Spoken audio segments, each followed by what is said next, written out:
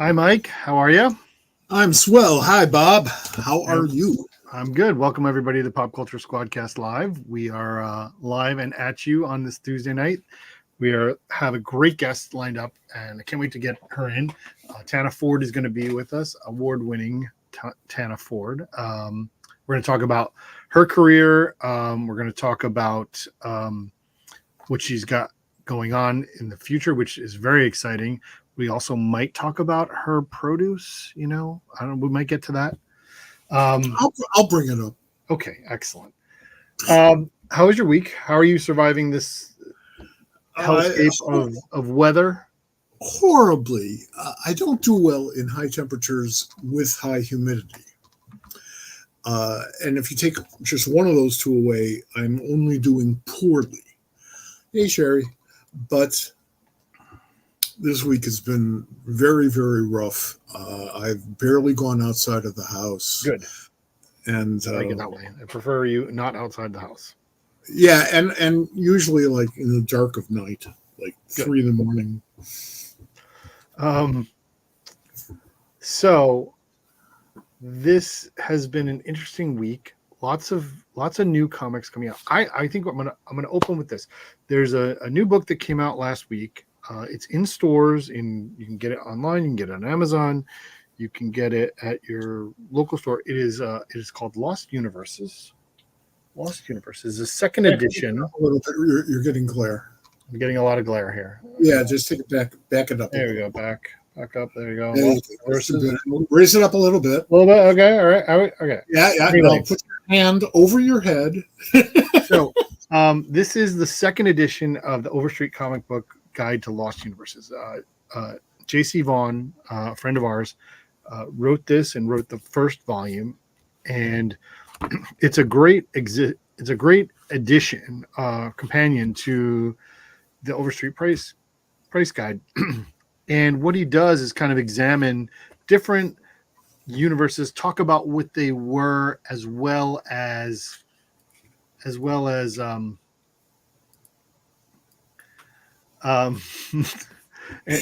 well as whatever else, like some interesting stuff about those universes. And I want to kind of get to this. So like some of the things he took advantage of is like America's Best Comics and Boom Studios Stan Lee Comics, which had Starborn, I think, in it, which I really loved.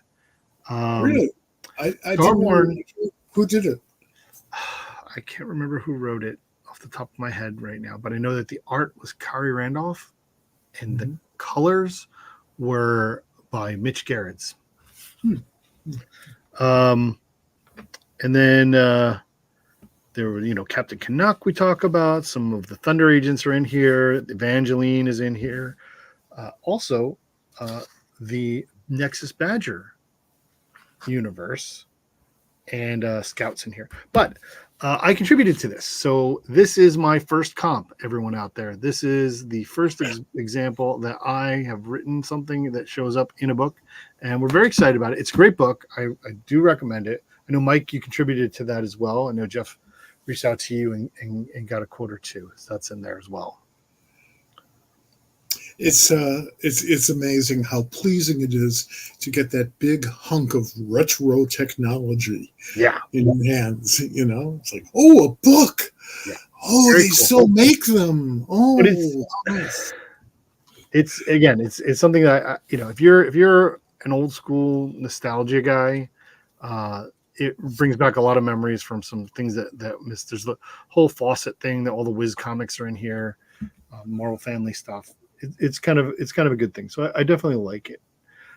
I want to get to the new comics, but I'm gonna touch back on something, just because I kind of brought it up. Nostalgia. You brought that up earlier this week, in your column, the Brainiac on Banjo, which is on popculturesquad.com, and kind of talking about how we have this. I mean, you focused the article specifically on comics back in the day where we had to do a crossover, like what crossovers used to look like, right? And how both Marvel and DC are in the middle of these massive crossover events that are both pretty good for I have to say. But again, what you were pointing out was, if you want to go ahead, bring it up, talk about which that was Mystery in Space 75, right? Yes, yes, that was the most stunning crossover because unless you saw the half-page house ad, which was only running, I think, in Julie Schwartz's books by and large, you didn't know, and you really had to look closely because nowhere does it really say that Adam Strange, who is the star of Mystery in Space, is crossing over with the entire Justice League of America. They're not depicted on the cover. There's a little notice on the bottom of the cover. Oh, yeah, by the way, the Justice League is here. And I forget, I was about 13 at the time, 12. It blew my mind. Just, because that just did not happen. The Angel showing up with Iron Man in Tales of Suspense was a shock, and that was on the cover. Yeah, that's the house ad. So yeah, this is the house ad, right? Like, so the house ad, if you didn't read the house ad and you just bought Mystery in Space, you would have no idea that, like, unless you read the tiny little corner over here, Justice League of America is in it. Yeah. But if you just saw this cover without knowing this ahead of time, did you know ahead of time? No. You just got the book. Did I know? I probably saw the ad. Okay. I think I saw the ad, but I'm not sure I did. Because the ad may have just only come out that week. Sure. Oh, yeah. Because it says now on sale everywhere. Right. Right. Like it was in that book, which is crazy. Yeah. Yeah. Yeah. Well, I stopped that in the 70s at DC. You stopped putting house ads of the book that the house ad is about. Well, Marvel's doing that right now. I don't know why they are. On the back covers, they're showing you the cover to something else that's out this week. Yeah, I don't quite understand that. We were talking about Martha Thomas's before offline, and she and I used to have these debates when she was in DC's marketing department, where I used to be, because I thought it was good to promote things a little bit more in advance and get people excited about it. Sure. And Martha didn't want that to dissipate before the book went on sale. Mm-hmm. I get that too. I didn't disagree with her. I just like my idea better because, I got the Y chromosome, so I'm supposed to feel that way. And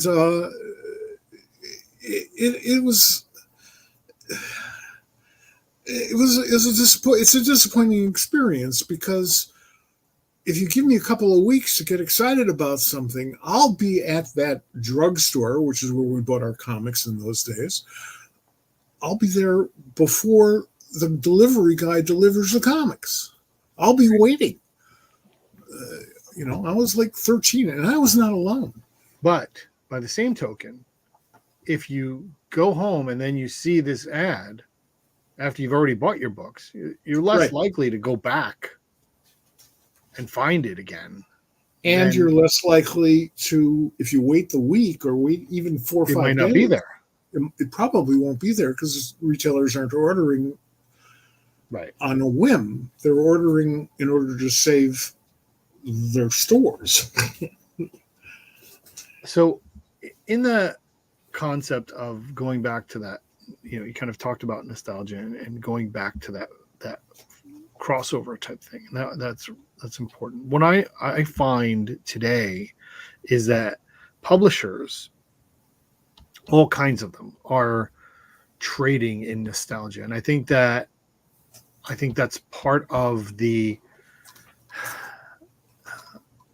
endemic problem with the comic book industry as we know it, in that they are trading on the nostalgia of fanboys, and because they're not, instead of trying to find something new and find different audience, right?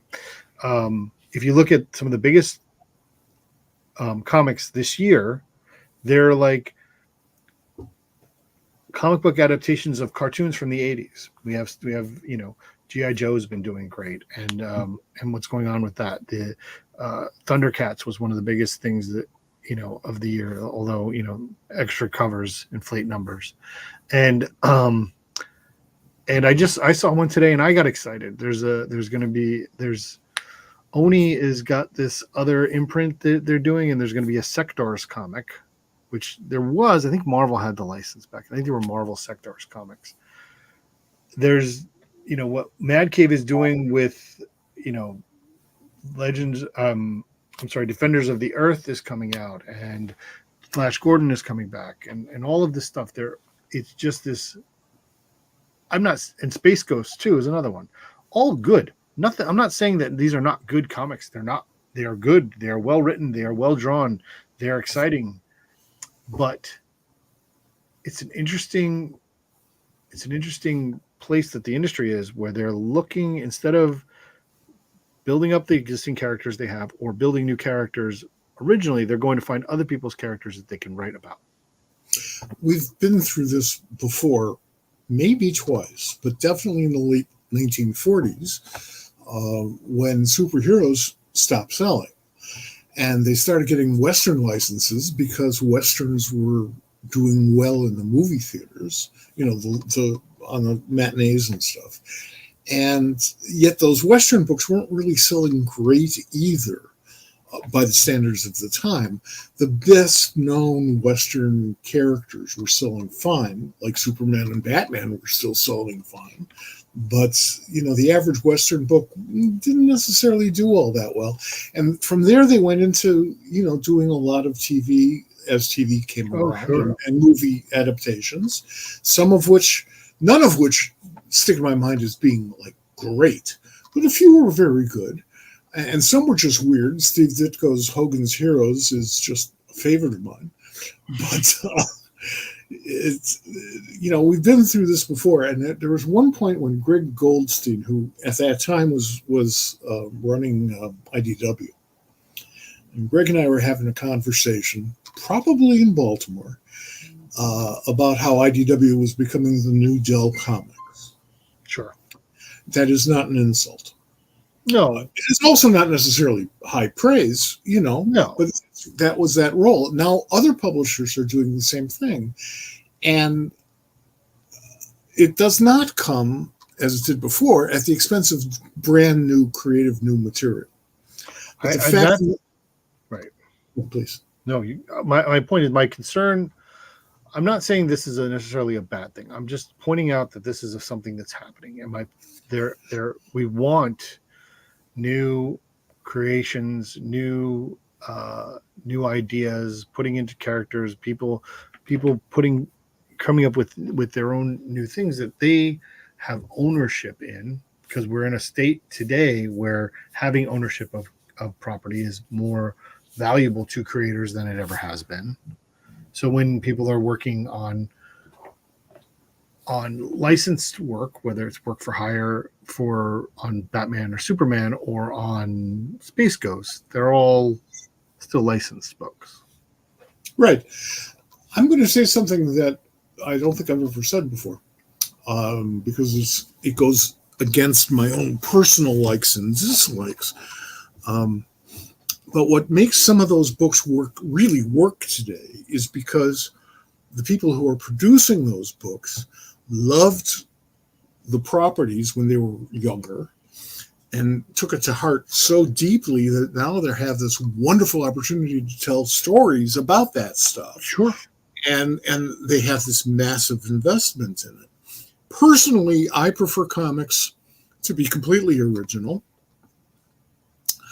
I don't know how you define Superman and Batman and Spider-Man in that, because everything is a copy of everything else now. But moving that aside for a moment, I'd rather see creators come up with stuff that they create that is personal to them. But those licensed books are that way. It's personal to them because of their childhood, just as I suspect I worked in some of my personal likes and dislikes in my work at primarily at DC, because the others were creator-owned places. The difference is today we creators have a massive opportunity, better opportunity in America than ever before, to create and sell and maybe even live off of their own creations. Yeah, So that's we the didn't have thing that I'm trying to make. Yeah. The difference, and here's the key. You can put this on my gravestone if you can find it. You don't let nostalgia get in the way of a good story. You don't let it get in the way of continuity, and you don't base your continuity on nostalgia. You base it on story. That's good. That is a pitfall that I've seen a lot of people do in the past, where people base their continuity on nostalgia, where they're like, "Oh, we just need to go back to the way it was." And while what is current, so that you're in a situation where you don't like where it is, and so your solution is to go backwards, and Right. that's the wrong answer. You should go forward to something better than what you have now. I have said this on the SquadCast several times. So therefore, you can sigh and moan, as I say it still once again. But if you're just going retreading old stuff, you're not entertaining anybody. The key to rebooting or resurrecting or bringing back things that you loved. Look at Doctor Who. Look at James Bond. Sure. Both of them were massive reboots that did not look like reboots, and people will argue to what extent they may or may not have been reboots, but they went back to the essence of those stories and then went forward completely modern. Modern's a lousy word. Let me say contemporary. Sure. Like as if Doctor Who was created in 2024 as opposed to 1963. It can be done. It has been done. And it has been done by very, very creative people who get to make their own decisions and live or die by them. Right. Not by committees. I think it's an interesting conversation. I think it's something that we are here. Part of what we do is we observe, we see what's going on, we comment on it, and it's something that I'm seeing. I think we're hopeful that it will turn out well. That individual original creativity will continue to flourish, and in the meantime people can get paid by writing and doing stories that they love about things that they loved, which I love too, and I'm not complaining. I'm gonna buy them. I'm gonna read them. I want to let's on the concept of new stuff. Let's talk about what's coming out new this week, because there's a lot of new comics coming out this week. For example, this is again. I mentioned that DC was in the middle of a crossover and event, and it is Mark Waid writing it. It's called Absolute Power.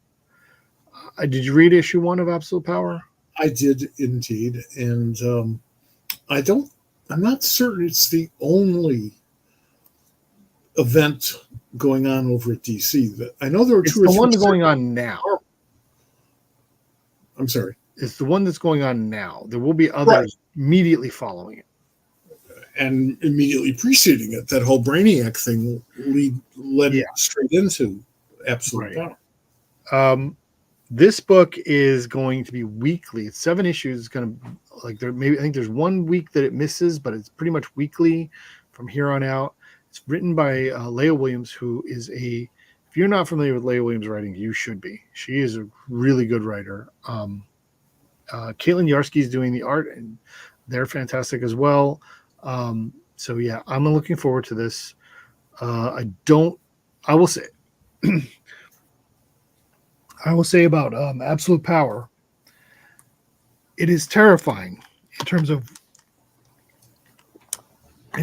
excuse me, where Mark has put the heroes and how they got there. It's very much a page out of everyone in 2024's fears. Mark is working his own political points of view into the book, which is As ever. fair. People write from their own souls. It's not, a polemic. It's a superhero story. Right. But Mark's beliefs are very well represented, at least thus far, in those stories. And now my saying that, if he's watching, hi, Mark, I made him self-conscious, so I apologize.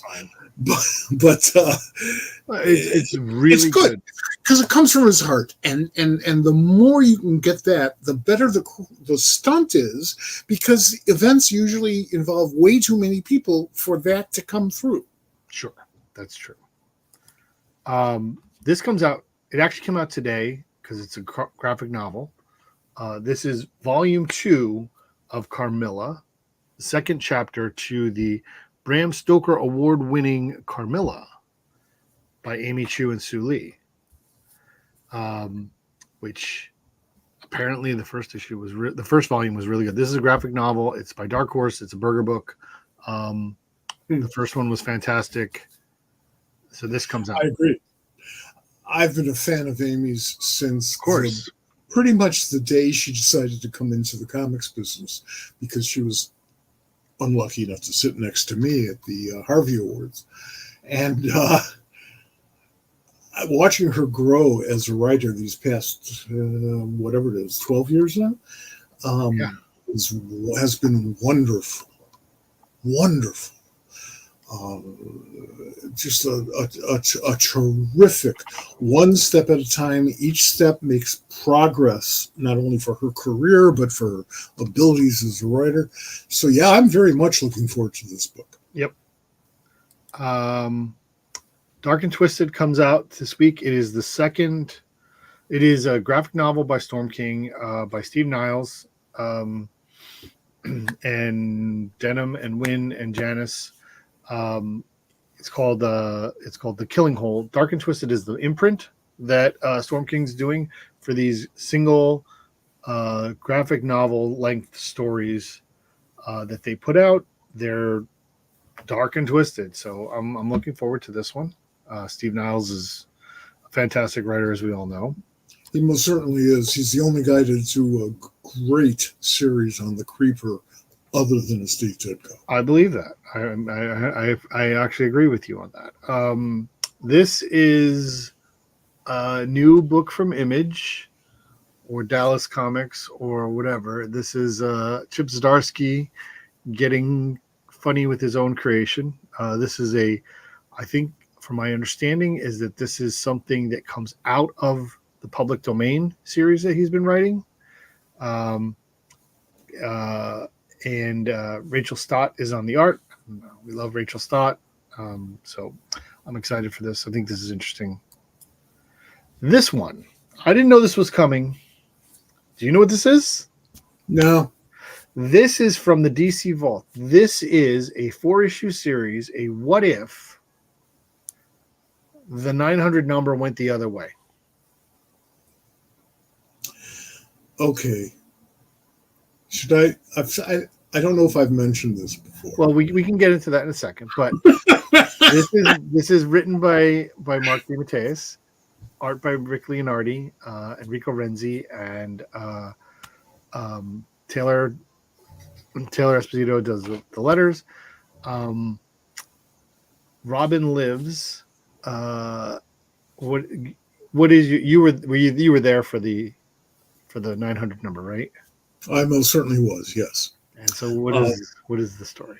First of all, I have to point out, when I see a logo that says Robin Lives, the first reaction I have is, oh yeah, which one? Well, of course. But that 900 number, the idea is, will he live? Will he die? Well, here's something I remember being a kid when it was happening. Well, here's something I knew all too well from personal experience. A few years earlier, we did this 900 number to promote DC's books. You call in, you'd hear some comics creator would just sort of babble the news for the week. And we got an enormous number of phone calls, so many that we maxed out. The lines that we had could only handle so many calls. Sure. So when you max out those lines, the phone company thinks, oh, great, you're doing terrific. Go buy some more lines. Well, they hadn't met Warner Communications. So, well, you're burning out one of our circuits. And I said, one of our transponders. And I said, gee, I'm sorry. Can't you just fix that? It's in a satellite. They were very upset. So we maxed out on that. And I pointed that out to everybody. And I said, that could happen again here, probably faster. Yeah. Because it's a yes or no situation. And it did. So once those numbers max out, you really don't know who's getting through, who wants the little bastard to live or die. You have no idea. And it's not that I question the fairness of it. I just don't think that the concept itself was quite legitimate. Turned out to be quite legitimate. Best plan. Listen, when I think about it now, besides the sheer ridiculousness of letting fans decide what happens in it to a flagship cornerstone character,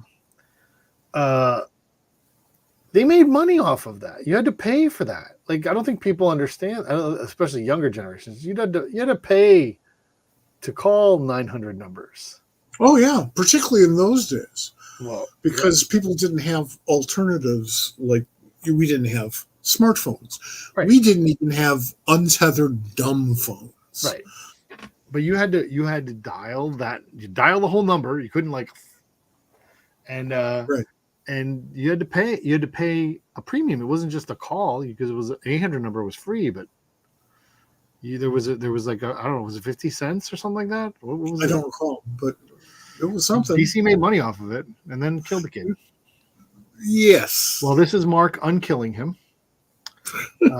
and killing the Joker instead. So yeah, that comes out this week as well. This is also coming out this week, and we're going to get to our guest. Please, everyone, hang on. Tana's drawing away in the green room, and we're going to get to her in just a minute. This is from the world of Minor Threats. Have you read any of the Minor Threats stuff? I read a couple. Okay. I was like not it. overly impressed, even though I've been a fan of Patton Oswalt since I was a small child. I liked it. I haven't finished catching up on it. I did like what I had read, but it's part of the problem is it's a Dark Horse book, so that doesn't come all the way to me all the time at my shop, because sometimes they don't know that I want it and they only order 2 of that or whatever it is. But this, I'm excited that this universe is still growing. They brought a bunch of people in some of the earlier other things that they've done. This one has Kyle Starks and Ryan Brown on it, so I'm excited. Hopefully it's good. Kyle's fantastic. We hope to get him on the show sometime soon. See, we're trading on nostalgia. More Gatchaman. Yep. More Gatchaman for me. I'm very happy about it. Galactor is actually you've been mentioning this for a while. Yes, this is so they're doing the main series, which is already out. Issue 1's out. There's a one-shot out by Tommy Lee Edwards of Ken. This is the 4-issue miniseries about the villain Galactor, written by Steve Orlando with art by Catherine Lobo and letters by Frank Svetkovic.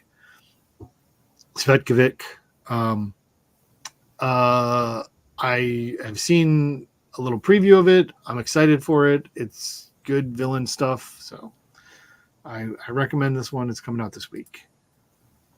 This one of my favorite books from last year, Hunger in the Dusk by G. Willow Wilson and Chris Wildgoose. Mhm. This is the second arc, starting with a new number one, because that's what we do things after a break. But we put That's a great cover.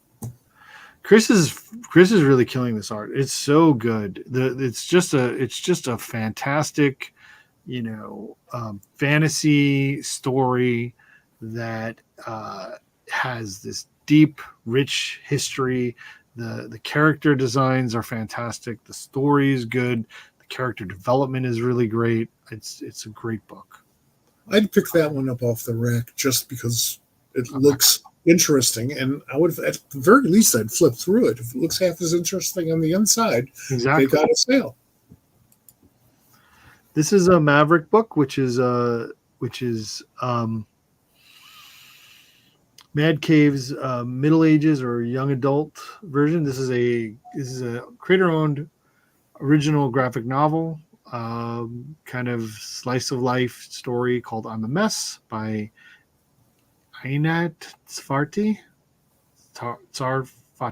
I'm sorry, I don't know how to. I'm messing that up, but this comes out this week. I haven't read it. I don't know much, but it's definitely something that sparked my interest. More Blood Hunt, this time with the not so jolly Green Giant, which of Can course. his muscles possibly get any bigger? Well, I don't know who did the cover, to be honest with you, but no, I don't. I think it could be somebody's like Rob could probably make them bigger. Hey, look, it might be great. Who's writing it? I don't see. It's Philip Johnson writing it. Danny Earls on the art on the inside. It's not Danny's cover. Danny's been doing a great job doing the fill-ins on the Incredible Hulk. I don't know if you've followed that. Yes, I actually, now that I've looked at the credits, I'm thinking, yeah, I'm pretty certain I'm going to read that. Yeah. This book I thought was going to come out earlier, so I think it's a little late. We had Zach Kaplan on earlier this or late last year. I think you might have missed that episode. Yeah. Okay, hold on. We have comments from the Peanut Gallery here. We could do a Hulk drawing contest challenge and see who can make the muscles biggest. I think you should pitch that to Marvel. I think thank you for that. What we would do is wind up reinventing the original Image comics. Yeah, pretty much. So Kill All Immortals is great. It's by Zach Kaplan and Fico Ossio. We like that. There's so many good books this week. This is why I really need to do this. This is the one. I knew you were waiting for this. Oh, yeah. I knew you were waiting for this. This is a celebration of Ernie Bushmiller art. And I know Nancy is one of your all-time favorites, but this is it's such a surreal strip. And every night I go to bed thanking Bill Griffith for bringing all this attention to the character. This is a collection of the exhibition that was at the Billy Iron Cartoon Library and Museum. So they've taken all of the art that was there and compiled it into this one book. So if you didn't go there, you get to see it here. This is a new book from DC. Primer is a character that they're kind of been showcasing here and there and some things. It's a new character at DC, so I'm excited for that. I like that. I like DC introducing new characters that are that have positive aspects to them. Let's just hope that they're still around 18 months from now. I would hope so. Yeah, because sometimes you get invested in something brand new from Marvel or DC or company owned, and it doesn't sell and it just disappears, and then maybe 35 years later somebody will write it in, bring it back. That happens. Yeah, that happens. Yeah. Now, what's this Star Wars thing? What's Star Wars? Star Wars Ahsoka. This is a new ongoing series by Rodney Barnes, written by Rodney Barnes. I'm not sure the artists. It's Cummings and Foucher and Rochelle Rosenberg did the colors. Fans of Rebels and the Ahsoka show will absolutely love this. I think it's definitely up their alley. That's how you do a comic book for the racks. Yeah. Comic book store or a bookstore or whatever. The colors are, grab your eye. Well, I mean, it's David And it Nakayama. grabs you right into the story. That's a brilliant cover and brilliantly colored. And he's the guy who did the cover is David Nakayama, who is one of the best cover artists out there. That's not hard to argue with that. This is a new anthology of one shot for Teenage Mutant Ninja Turtles, which are 40 years old this year, and the stuff that's going on with IDW and Turtles is making someone who's not even a Turtles fan kind of excited. So it's part of that wave you were talking about earlier. Yeah, exactly. This is a Humanoids original graphic novel called What We Wished For. It's kind of an interesting concept. The concept is that 30 years ago there was a star comet you could wish on, and people couldn't figure it out, and they wished too late, so it didn't take effect. So then 30 years later, their wishes start to come true out of nowhere because the comet has returned. Let me stop you for a moment, as I've just done. My recollection is that our guest tonight has to leave in. We're getting her in 1 second. I totally agree with you. We're there. Because I was going to say we could probably do the rest of this later. This is the last one. Now you got to do something that I've got to talk about. We're going to bring her in 2 seconds, but here, this is the last one. This is what's coming out this week. I bitched and moaned on Facebook because that's what Facebook is for. That I haven't read any X-Men books or very many X-Men books. I haven't followed any of the X-Men titles for decades because, there's only so many minutes left in my life. Well, and it's not like the X-Men. It's just an easy hunk of comics to carve out and not have to read. And then they went and hired Gail Simone. Right. So this is the first issue. This is Jed McKay and Ryan Stegman, JP Meyer inks, and Marte Gracia on colors. It all starts now from the ashes, new beginning, jumping on to the X-Men. Talk about writers who you've watched evolve over the years. Gail started out, if I'm not mistaken, with the Simpsons newspaper strip, Sunday newspaper strip, and did brilliant work. Kind of offended some people who had never heard of the Simpsons before because she was right on model. And ever since then, it's only gotten better. So yeah, I'm going to check out her. What she's doing, Uncanny. She's doing Uncanny. And the book we just showed is the this is the X-Men. This is a Legacy 300 issue, the 300th issue of X-Men, not Uncanny. There's more Uncanny. There's like 600 issues of Uncanny or something like that. I would 900 altogether. It's a lot. All right. I had some other things, but you're right. We do need to get our guest in here. It's a good week, and folks, I want to take quick advantage right now and let you know we're going to be back in 2 days. We're going to be back on Thursday. We have a second show this week, and we'll talk about that more later. But right now, we need to bring in award-winning artist and everyone's favorite person, Tana Ford.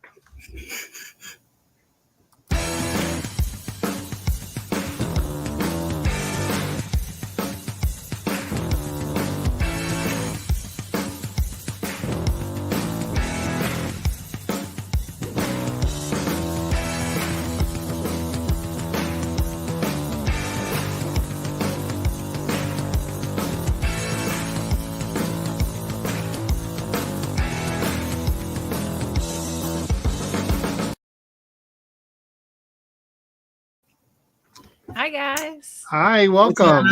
How you doing? I'm doing great. How are you guys? We are doing great. Thanks for hanging in there all that time. It was nice. I'm all updated on the new comics this week.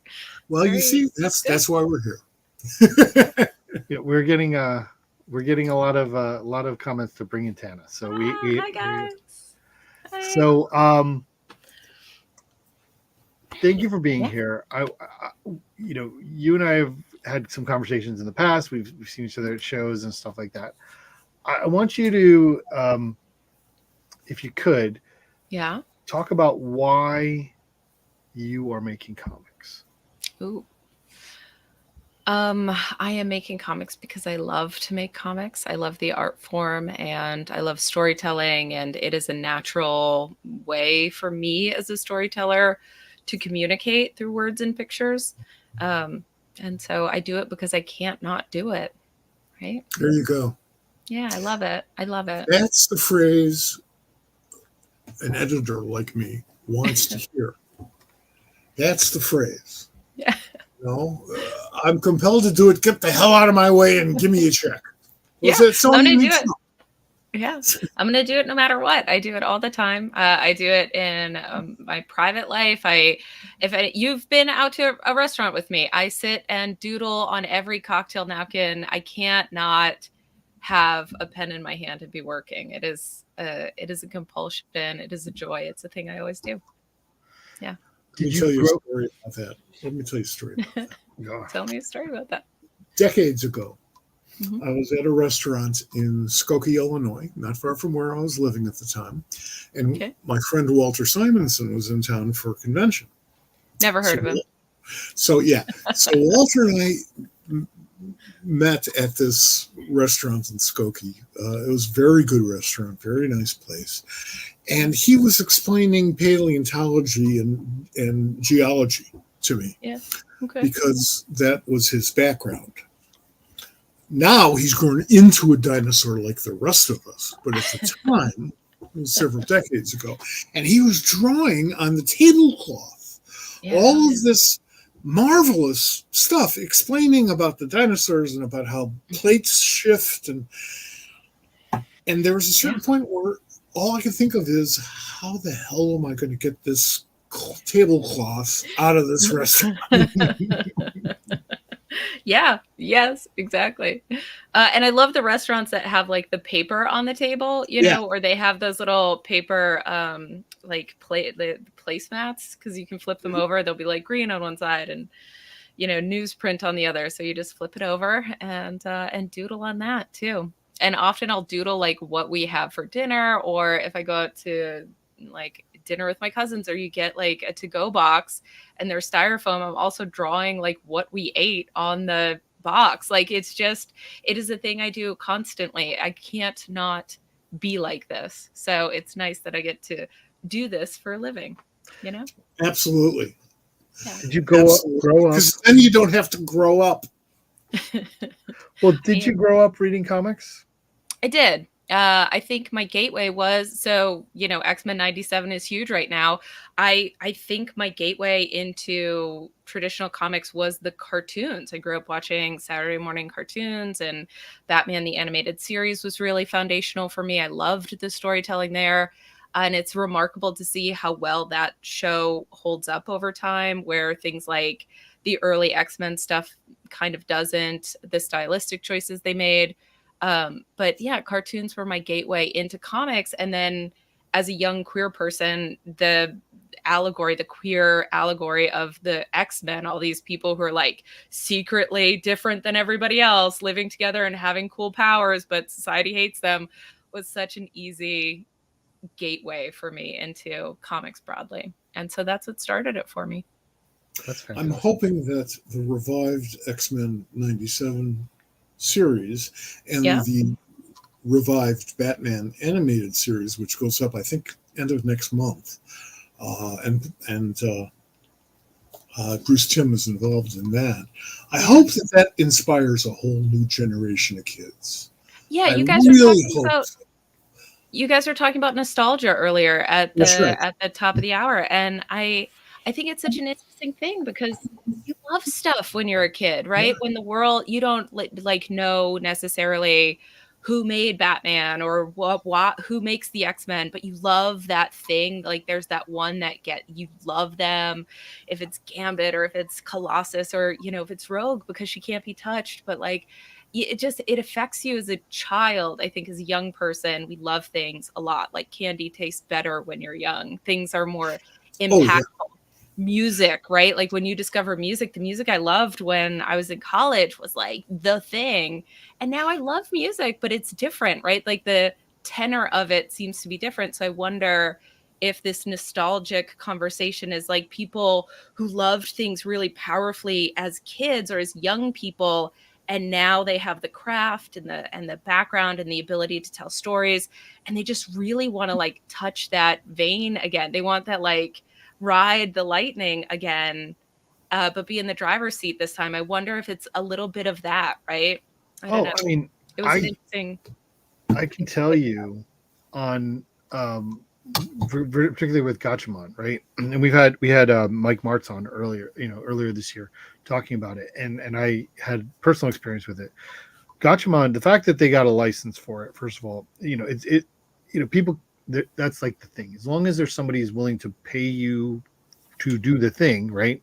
Somebody wants to make the comics. The question is, who do you get to do it? Yeah. Well, Mike Martz had said that once they got the license, Man Cave got the license to do Gatchaman, like there was no question it was going to be Chris Batista to do the art, because Chris Batista is like the biggest Gatchaman fan you'll ever find, and he already drawn, like he's probably already drawn 40 issues of it just for Yeah. himself.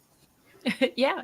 And I think to get somebody that loves the thing and can do the thing is really wonderful. And it doesn't always work out that way, but when it does, I think it can be a really beautiful thing. So, Childhood memories are incredibly powerful, and yeah. that goes to taste, as you had pointed out, and music most certainly, and smells. If you're ever in an awkward position talking to somebody you don't really know, like over dinner or something like that, Yeah.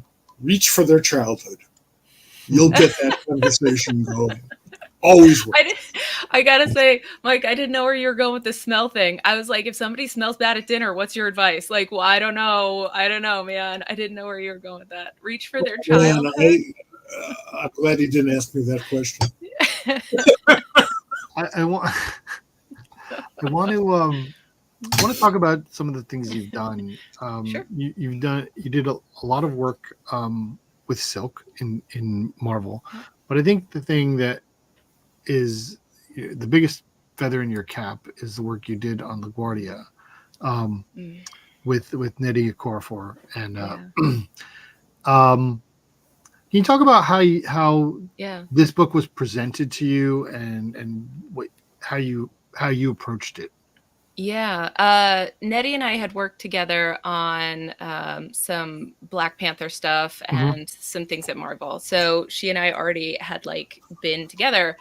And then Karen Berger is starting Berger Books, the imprint at Dark Horse. And in the first like suite of titles, she gets LaGuardia under contract, and Nettie thinks of me to draw it, and because we work so well together. And it is a story of literal alien immigration that came out during the Trump years, and really examined what it is to be other and what it is to be human, through this lens of alien allegory, at a time that was really contentious and ugly and awful. And so it was interesting. Like we had, so that's the broad thing about LaGuardia. It was a 4-issue miniseries that was later collected into a graphic novel.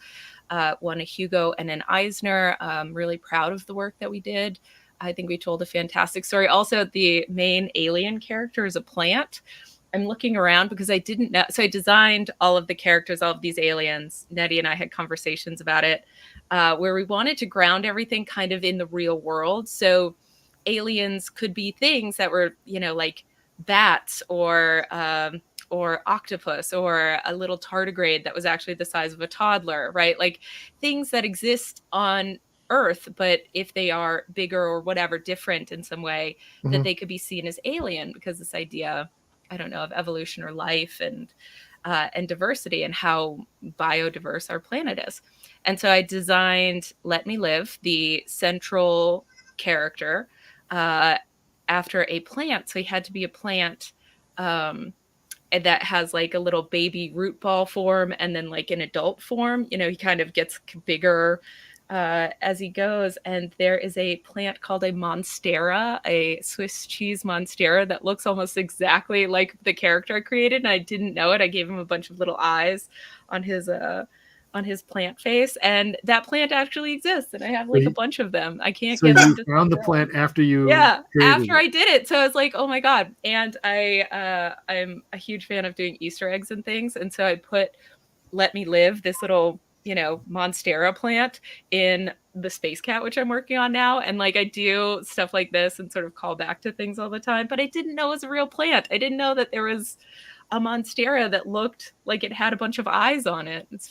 Anyway, so Are you going to incorporate into Space Cat yeah.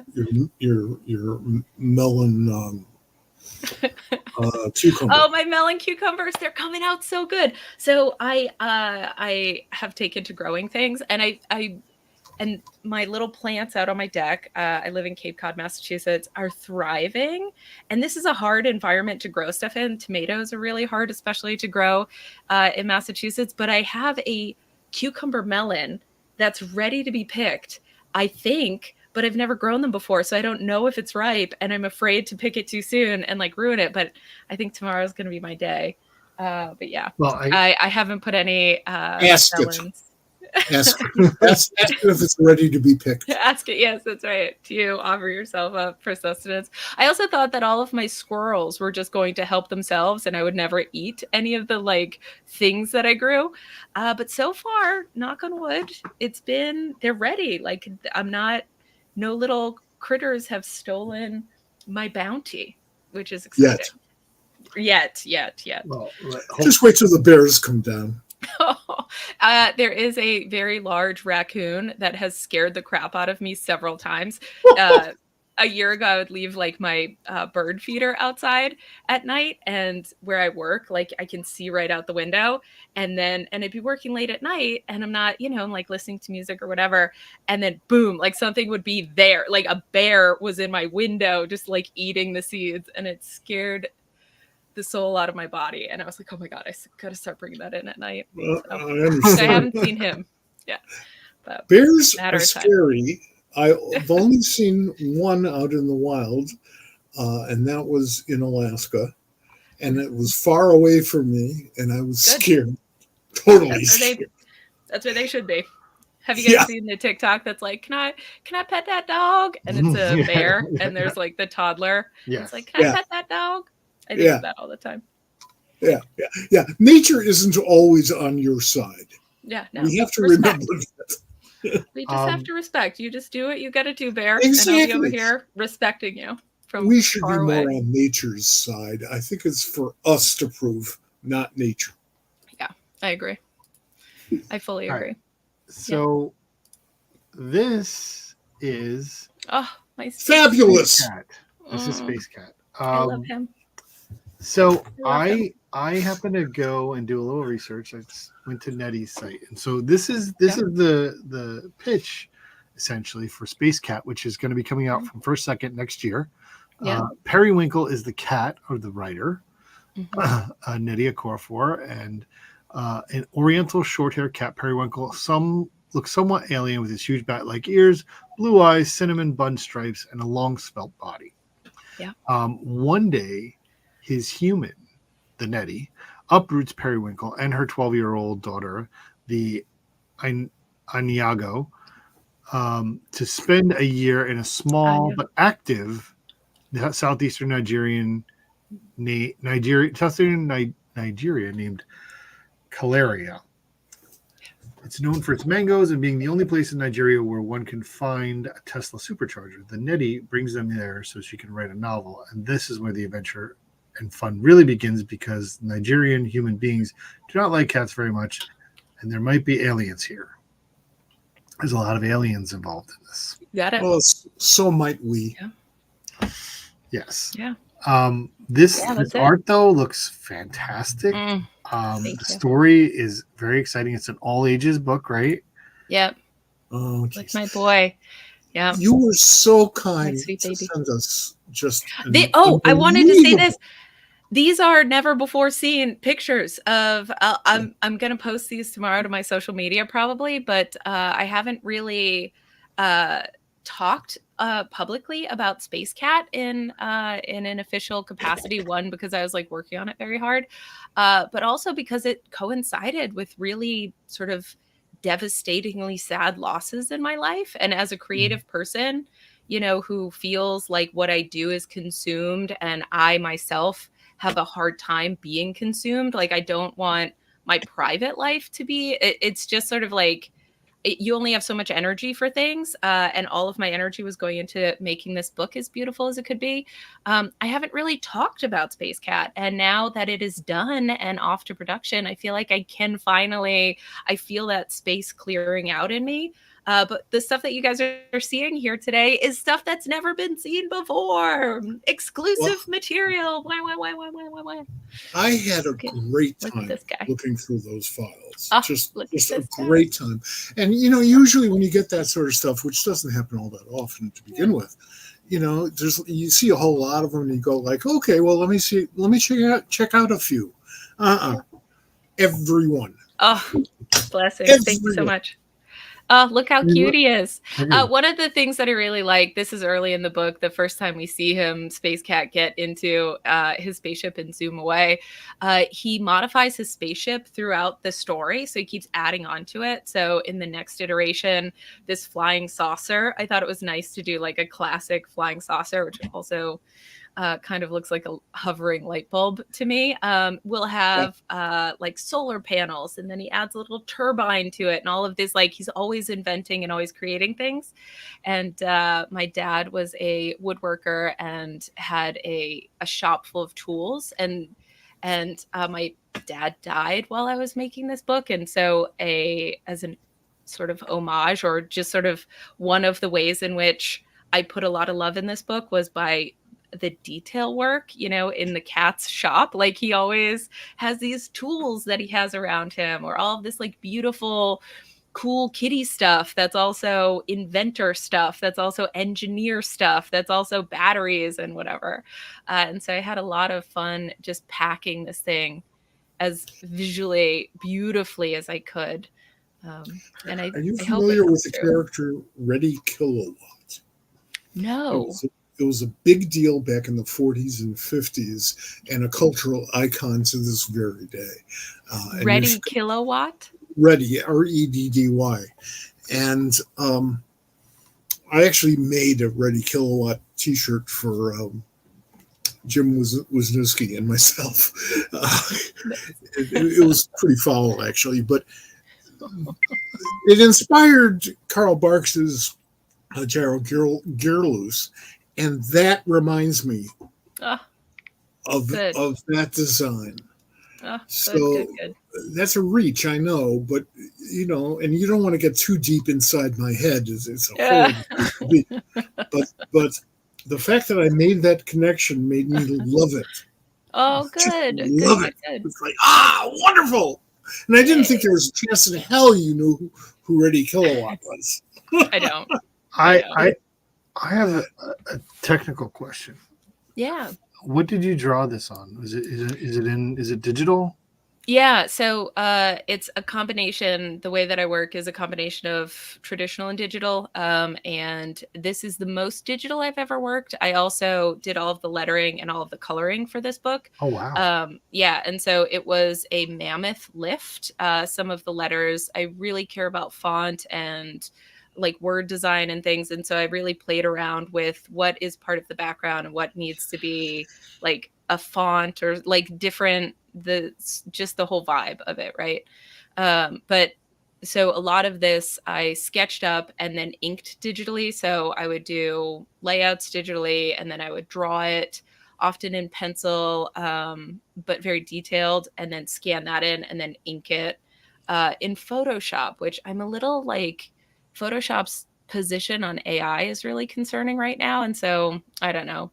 So I might have to change how I work. I don't know. Well, But I inked it all in give that a Photoshop. minute. I think give It's Adobe scary, a man. minute. It is. I agree with you. I don't know.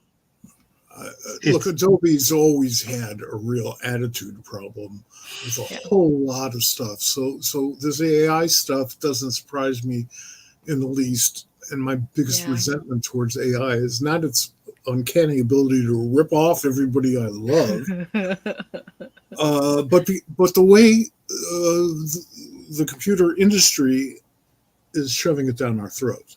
Yeah. They keep on selling it to us as this next great thing, and they're not charging anything yet, except the processors that you need are expensive, and it's going to wind up costing you a fortune, but they want you hooked first.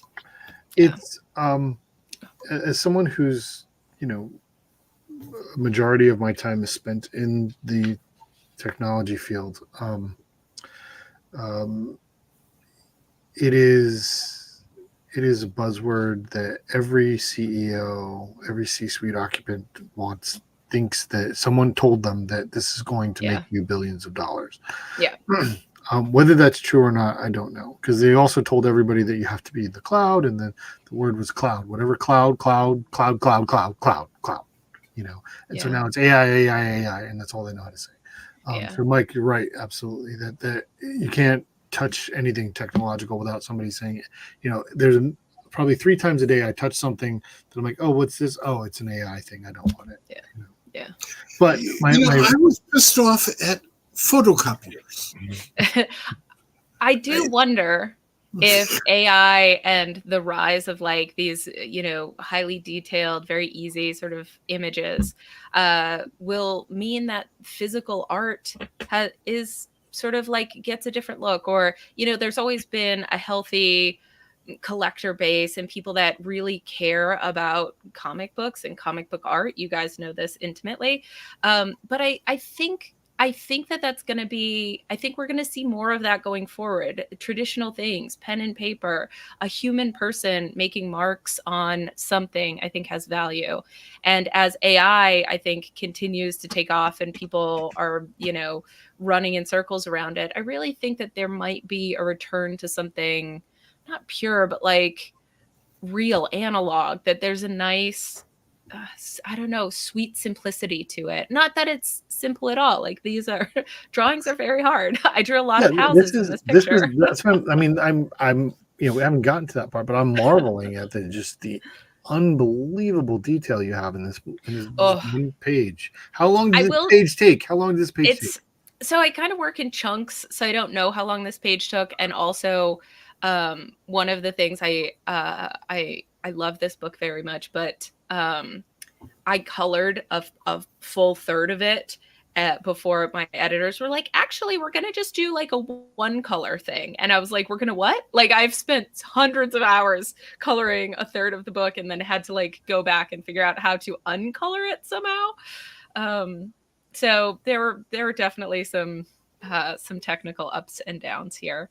But that's the Nettie. And also one of the challenging things that I had to do, and I feel that I rose to the challenge here, is that Nettie is a real person, one that I care about very deeply. And I wanted her to look good. I needed to draw her and her daughter Anya to look like themselves. And I'm a detail guy. And so all of the jewelry and the bright patterns and the sort of the outfits that they wore really had to, do a good job of like showing them as they look in real life, but in a kind of cartoon form, and really show this love that they have for this cat, for our main character. And whenever his catness comes out, I have him making biscuits. I don't think I sent you guys this one, but like he makes biscuits at a certain point. Yeah. And he's just a cat about stuff, right? Like he knocks things off a table, or, I like it when the background animals behave like animals do, or look like themselves. So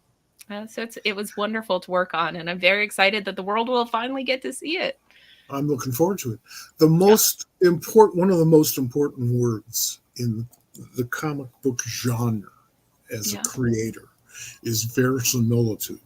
Now, I wish it was easier to spell, but it is one of the most important words. If you do something very stylized, people are going to like it or not like it. Yeah. But some people are going to go, well, that's not how it's supposed to look. To which I say, well, screw you. That's not what this is. But Yeah. 9 times out of 10, you want it to look real, because the moment it doesn't look real, you lose the reader. Yeah. And I it has think, to sound real, and it has to feel real. yeah, there's certainly a vein of authenticity that I was going for.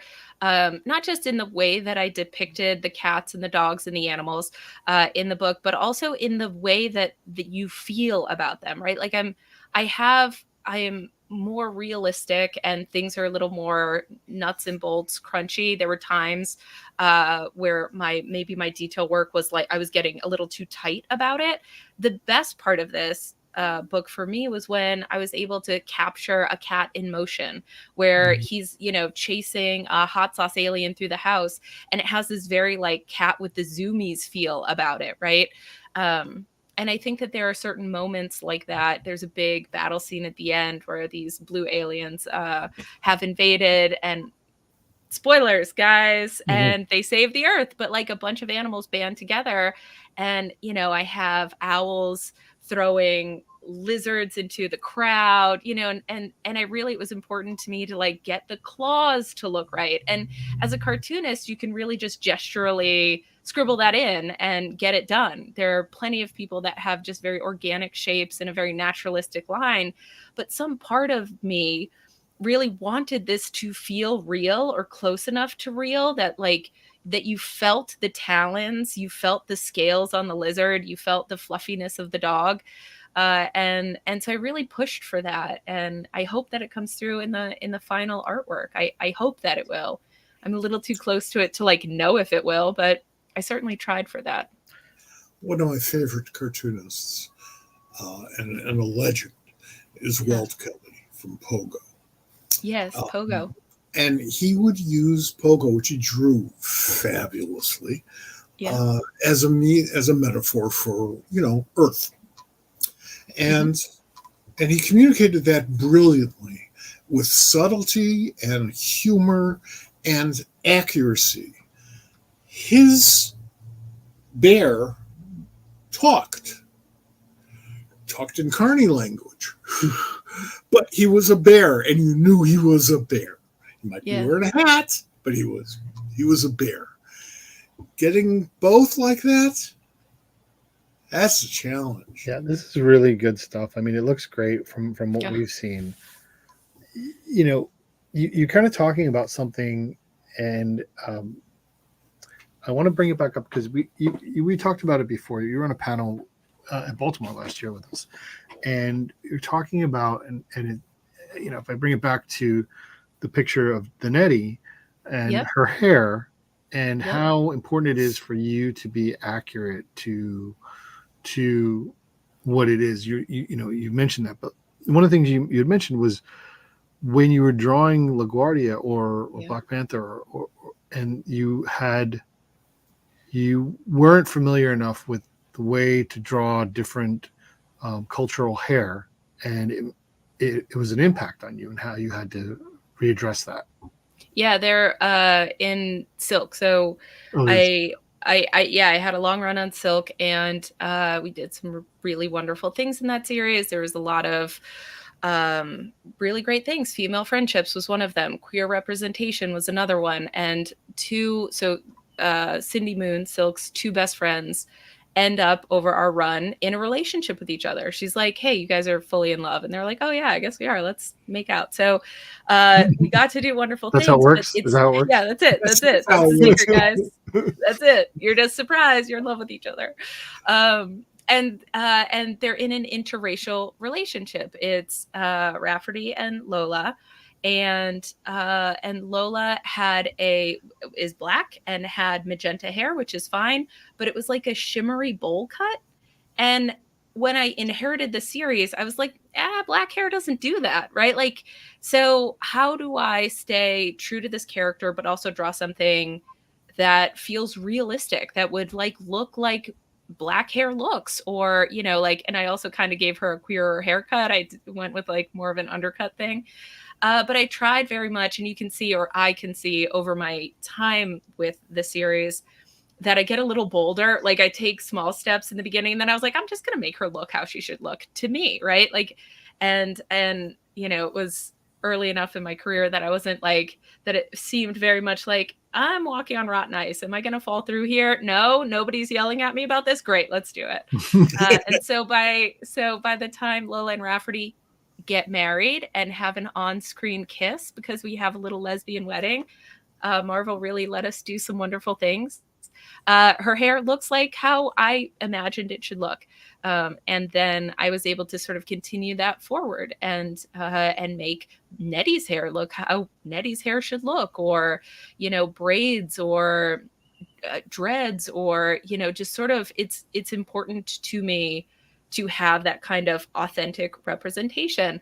Also, Lola and Rafferty were sort of a femme and soft butch relationship. And so I dressed them accordingly. I started making sort of soft butch vibes and mask lesbian vibes in what they wore and how they were with each other and that kind of thing. And for people paying attention, it really matters, because you see yourself reflected, or you see something familiar that other people, you know, might not see or know, or that they would miss.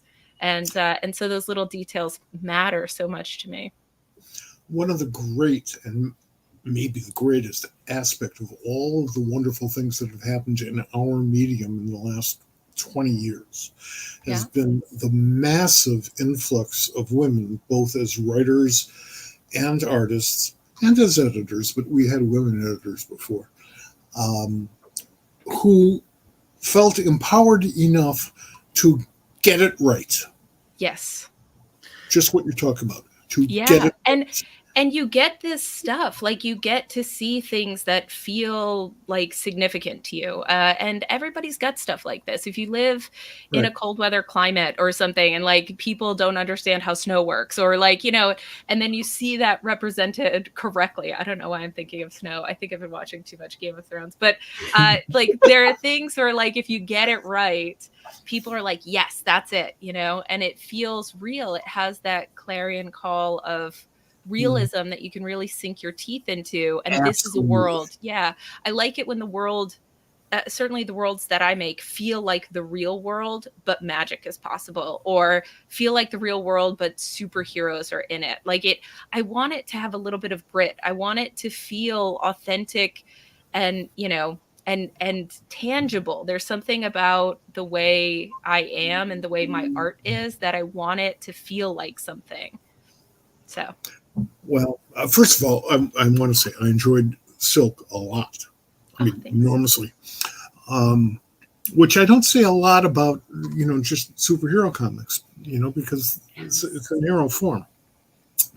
I really did enjoy that. But the idea of your being able to put your thoughts, your feelings into your work is what makes this generation, and arguably the previous one or two, different from the original generations of people who invented the medium. We can put ourselves, our thoughts, our sometimes even our beliefs into our storytelling. You know, just like real life, and it's a wonderful thing because it didn't used to be there. Well, there's a change from where it was just like kind of a graphic arts to true storytelling, right? Like it's a big thing. I want to kind of expand on that, and I want to get at something. Thanks for being here, Bill. We wanted to have you on last month, and it didn't work out. You know, timing didn't work, but we wanted to have you on in Pride Month specifically because I wanted you to talk a little bit about your place in your profession as an out lesbian, and how have you seen the medium change in its acceptance for good and bad, or good or bad, you know, since you've been there?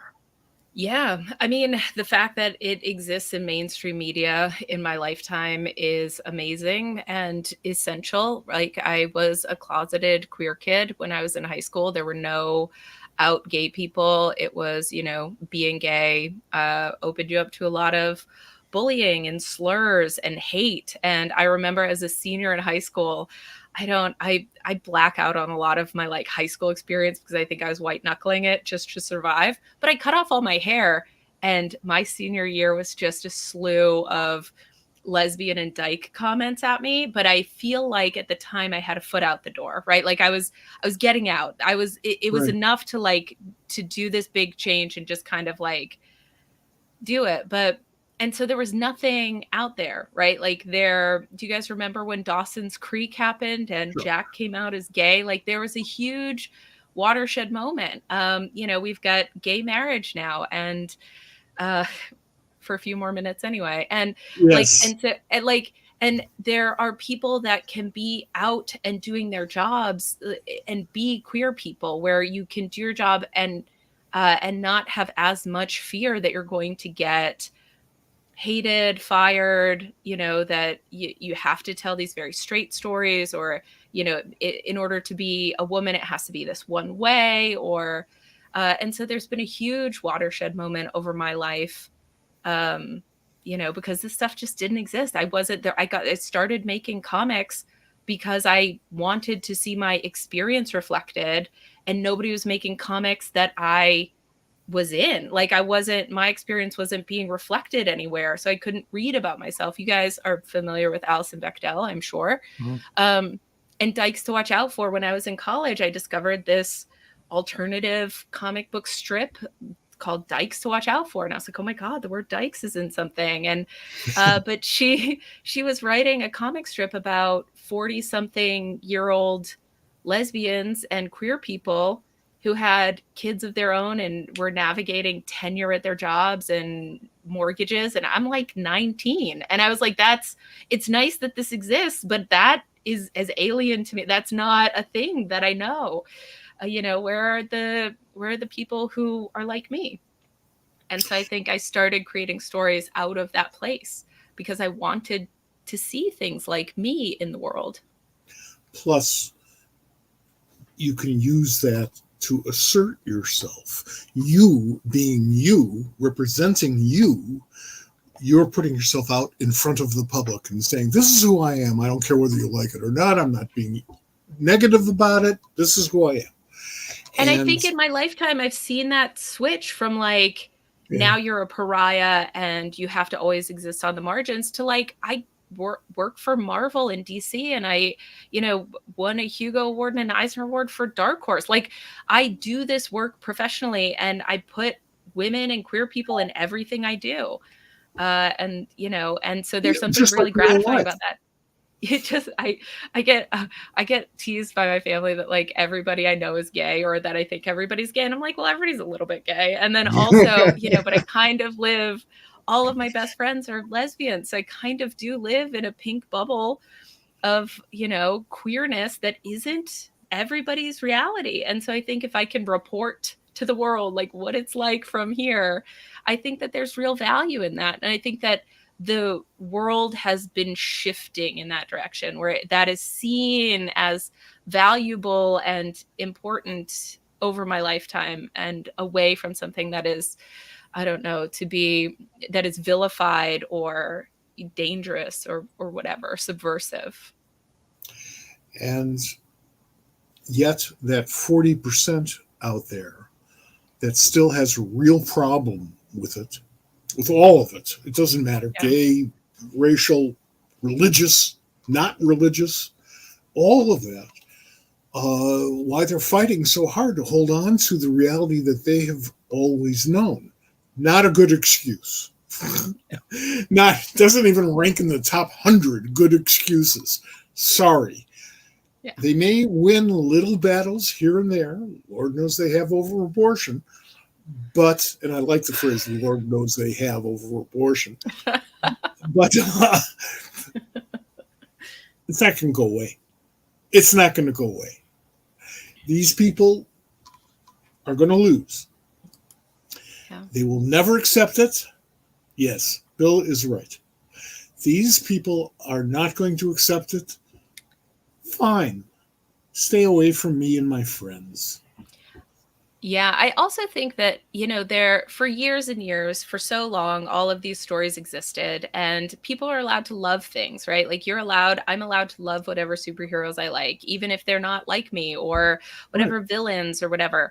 But finally, in, our modern society, I'm seeing people that reflect me or the people that I love. Like I'm seeing more diverse characters. I'm seeing people that I get to give a shit about that didn't exist before.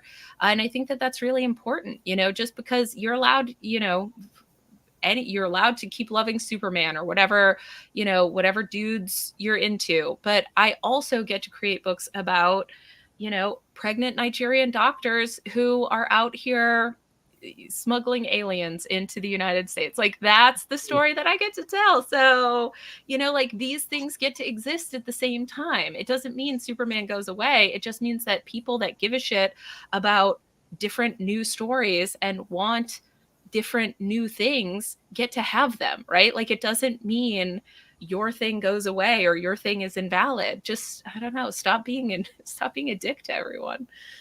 Well, that's Not right. everything is about you. I have long said that we don't need 10 commandments, and I should say that louder in certain states right now. But Oh we God. don't need 10 commandments. We need one. That one commandment, thou shalt not be a dick. Yes, don't That's be a all we dick. need. Says it right Mhm. there. This Yep. site right here says, "Don't be a dick." Don't be a dick. That's it. Those are the house words, baby. Those are the That's house it. words. Don't be a dick. Don't be a God, dick. that's it. Live your whole life that way. I'm That's just right. saying, it's been That's there the it. whole time. Yep. It's been there. It's been here the whole time. Um, quick aside, I wanted Yeah. there was a news article a couple of months ago, I think by now, that there's a portrait of George Perez that's going to be at the National Portrait Gallery. He is not the first comic book creator that is in the National Portrait Gallery. Alison Bechdel is. Is she really? There is a portrait of Really? Alison Bechdel in the National Portrait Gallery. Good job, Allison. So I love that. I Yeah, think the Bechdel test, right? Do you Yep. guys know the Bechdel test? Yep, 3 yep. rules. Yeah. We know the Oh, rules. yeah, sure. That there have to be 2 women in a movie. That have to That have a they have conversation not about a man. That's it. Those are the 3 rules. And I wonder how many movies of the Oscars this year won't meet the Bechdel test. Every year there's like a list. If you Google Yeah. it, there's a list. And several movies that are up for Best Oscar or whatever don't meet that criteria. Not 2 women talking to each other about something other than a man. Yep. Hey, man. Yep. Yep. Whatever. And you look at the room and you just feel the testosterone, even though we're 3,000 miles away on television. And we're running out of your time, so I Yeah. want to kind of touch back on, I've seen you at shows. We met at shows, We're friends. and you've been going to conventions for a while. What is that experience like for you? Because let me tell you, if anybody is watching and hasn't been to Tana's table at a convention, make sure you do that. First of all, there's games, there's probably snacks, there's entertainment, it is a happening place. But what do you get from that as being there? Besides money, 'cause we want the money. The money is very important. Yeah. Oh, so I really like Dungeons and Dragons, and we had talked about my t-shirt before I came on. I thought of changing into but this was what I was wearing today, so I was like, I'll just wear it. But at my table, so for Dungeons and Dragons, for Wizards of the Coast, I've done some work, and one of the things I made was a big poster of like a bunch of D&D stuff. This is the poster, and it's the dragon ampersand logo, and it's every area of D&D. So there's a marketplace, a cursed dungeon crawl, a wizard's tower, a forest, a water. There's everything, right? I also put as many of the bad guys from the monster manual. Every race and class is in there. Tiamat is rising, Asmodeus. I've got Tasha and her cauldron of everything. If you like D&D, there's everything in this, right? And I sat next to Troy Little, who did some Rick and Morty D&D stuff. And I stole this idea from him. He had a dice game where he had people roll a D20 at his table, and he would, draw their little portrait on part. Like he had a whole gamified thing and whatever. And so I stole the idea that you could roll dice and win, because I like it. On Sundays especially is a family day, usually at a show, and kids are like wandering around with their parents, and I like the idea of getting them amped up and excited about things. And I wanted them to be able to win. So if you roll a nat 20, then you get to pick a poster of any of the prints that I have available. And one of them that I have is that D&D print. And so I have people roll a D20. And if it's a 20, they win a poster. And every person gets one roll a day. And so for people that are there multiple days, they'll come back to my table, and it gives me something fun to do, because otherwise I'm just sitting there like a bump on a line. Like, and it's fine. I can sit there and draw.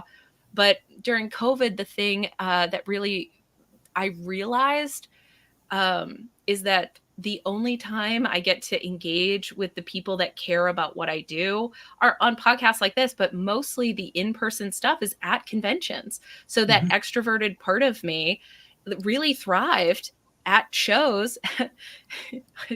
I do have a little wagon of stuff that I bring, and usually I have gummy bears. Ask me and you can have one.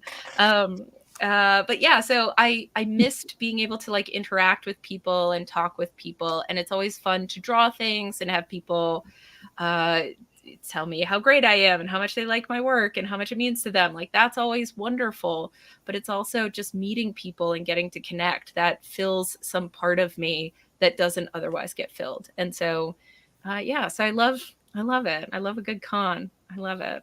Come and see me, roll my dice. I have been doing huge conventions since the first one in 1968, the first huge one. So my entire life has been one long, never-ending convention. And I've had. I have a question. Wait, What's that? The first comic convention you went to was in 1968. Yeah, what one was it? So listen, you had a lot of conventions in 1968. I'll tell you that much. Well, yeah, okay. We're going to talk about the other one. That's true. Talk about the other one later. Yeah. I feel like this is an inside joke I don't get. We're talking about. No. I'm alluding to the Watch 1968. or whatever. You'll get it. He's talking politics. Now I've had to cut back a little bit because, I'm an old fart. And they're hard. It's grueling. It is grueling. And also, it'd be nice to, like, do something else once in a while. But 68, that's a long time ago. Yeah. So I admire you, and also I admire your attitude about conventions. But also I'm kind of jealous because you got it worked out.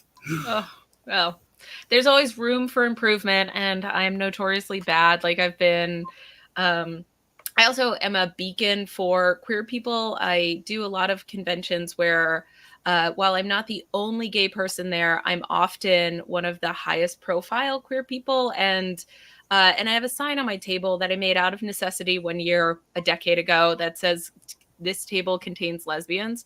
And I made it because it's like on cardboard that has been going to shows with me every day for 10 years or something. And I made it because one of my very first shows was in Boston, and I had only like self-published a couple of comics. And so young Tana's doing it. And my best friend Katie came with me and sat at the table with me as emotional support. She was my emotional support, Katie, but also to like help me because I didn't know what I was doing. And they put me, I only had gay stuff, like adult 18, like I had a gay story. And they put me next to a woman that was making stuffed animals for children. So there were like kids at my table, like picking up the books. And I was like, oh, I haven't planned for this appropriate. Like, I needed to make signs. I was like, this is not for your children. Like, if your kid picks up this book, you're going to have a conversation you weren't expecting to have with them. And then at the end of that show, my friend Katie was like, Tana, I love you so much. That was the dorkiest thing I've ever done. I'm not going to a show with you ever again. And so lesbians, plural, became lesbian singular, but I didn't make a new sign.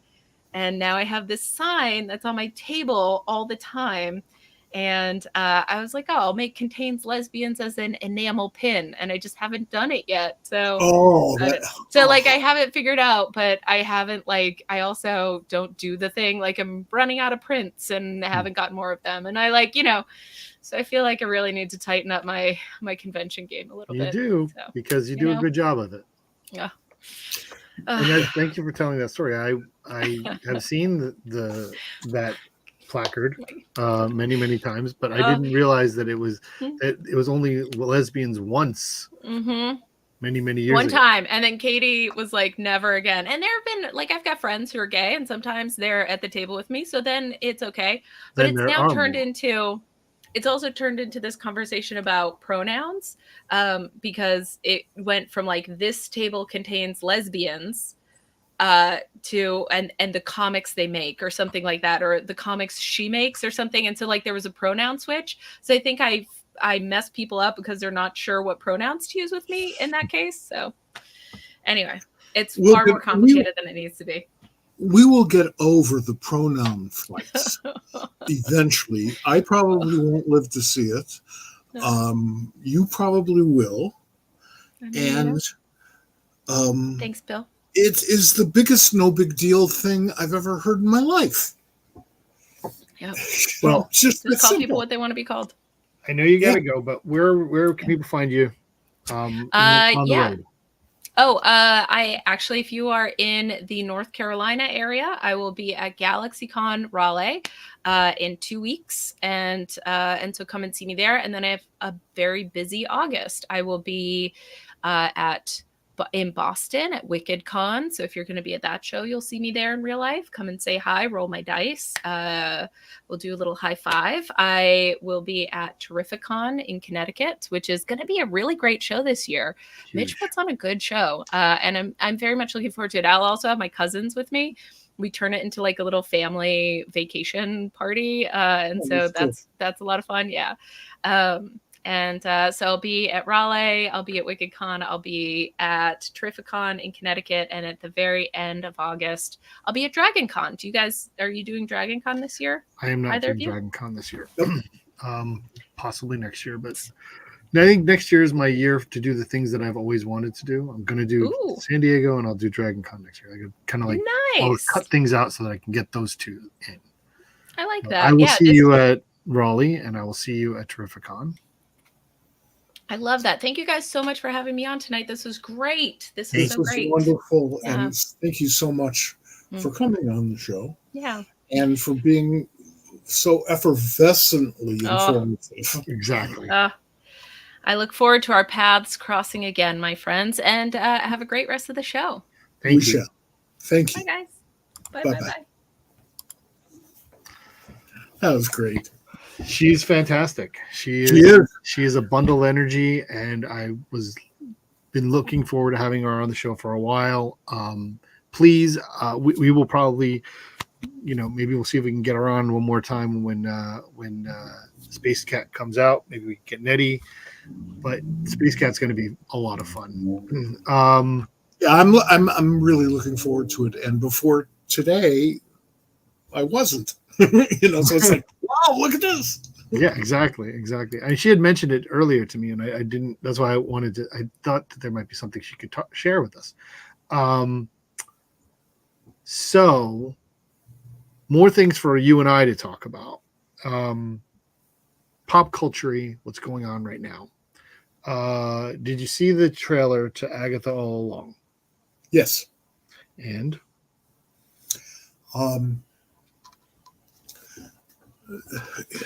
the guy inside me who does this for a living, his first reaction was, what took you so long?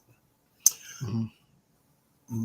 The fan in me, who drives the car now, says, oh, cool, I'm looking forward to this. And I asked Adrian, my daughter, if she had seen it, knowing full well she had, and she said, yes, I'm looking forward to this. So Disney's got 2 votes already. I knew it came out yesterday. I watched it just shortly before we did the show. I also am looking forward to it. There's certain things about the way Marvel and on Disney Plus has done certain TV shows where they have felt like I could just get into it and just watch this show and not have to, calculate continuity. Right. And they're trying to make their work somewhat, at least, less continuity dependent. And I think that's a great thing. I mean,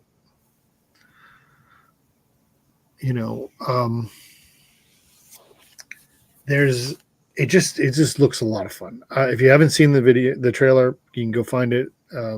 It's very easy to find on YouTube. It is Catherine Hahn just looks like she's doing an incredible job. Absolutely. Like she was born to play that role.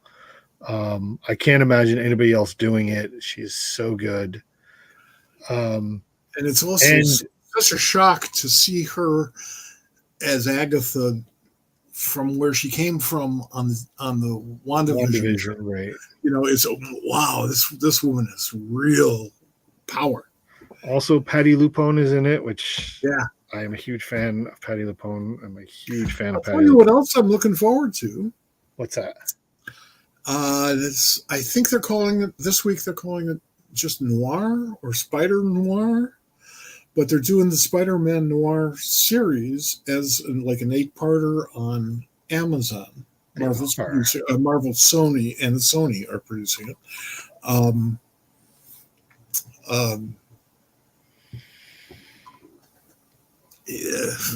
blocking on the actor's name, which is Nick Cage. I could run for president. I'm sorry, Nick Cage. Nick Cage, who's not a normal human being. I think did a great voice job in the animated. Absolutely. And I'm really looking forward to seeing him play his animated character in real life. Real life. Yeah, Yeah, exactly. Real life. But I'm looking forward to that. I think that's kind of cool, and I think it's the right job for him. I hope so. I would like that. I mean, I really, really loved the Spider-Man Noir series. Yeah. I thought it was very well done and very smart. There is something else that I saw that is coming soon, and I don't know if you're aware of it.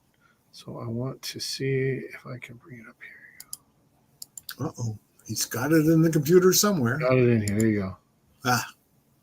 Dull? Yes, I saw the trailer just before we started the SquadCast. Now, this feels like Time Bandits is something you like a lot. Yes. Well, I'm disappointed Sean Connery isn't in it. This was a transformative movie for me. I can imagine. Because I was a big Terry Gilliam fan ever since he worked for Harvey Kurtzman, which, he took Gloria Steinem's job as assistant editor of Help magazine when Gloria went on to Glory. And I knew he was unusual, and I've had long conversations with him. Yes. He even cut off Carl Sagan to talk to me, which was really weird because everybody else was around us, just their jaws dropped. So I have this sort of personal relationship with him. But that is not a movie I expected to see at that moment in time. Sure. And I didn't know how you could transfer that uniqueness of its time to 2025. Do you think that Taika and Jermaine have attempted? I think they have the right people for it. And from what I've seen, and the trailer is about 3 minutes? It's a relatively long trailer. It's not a teaser. Gives me great hope. Good. I'm glad to hear that. I'm excited about this this series as well. Time Bandits was, again, we're back in, I guess, a little nostalgia now, but it was important. It was an important transformative movie for me as a young person, not knowing Terry Gilliam, not really. I don't think at that point I had actually seen any Monty Python because I was young, So you were totally unprepared for the I was weirdness. totally unprepared for it, right? And just enthralled. Yeah. Just like it opened my mind to possibilities of storytelling and where things could be. And I'm very excited. I think the cast looks excellent in this. I think, I'm a huge fan of Taika Waititi. I'm probably a bigger fan of Jermaine Clement. I think he is incredibly talented. And he's listed as showrunner. Both of them are going to be in it apparently, but Well, go figure. well, I mean, but yeah, I'm really looking forward to that. We have a show coming up later this week, and I want to. This is where things get a little wacky, here on Pop Culture Squad Live. We have not had this before, but I have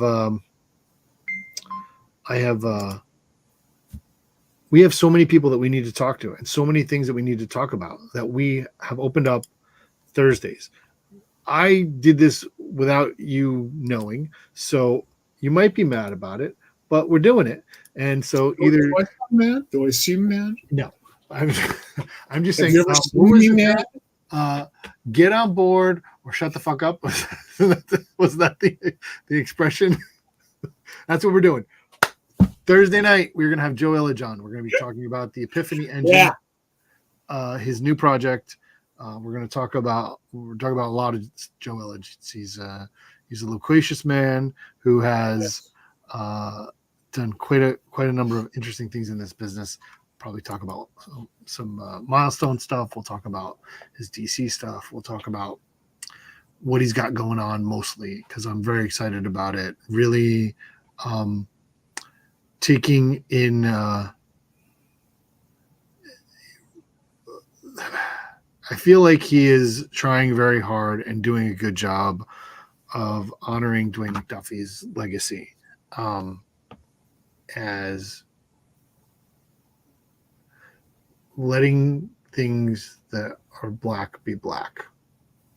And I think that's important. That's an interesting way to put it. That's very interesting. I think we'll talk to him about it. But it's important. He's going to have we'll probably talk about that too.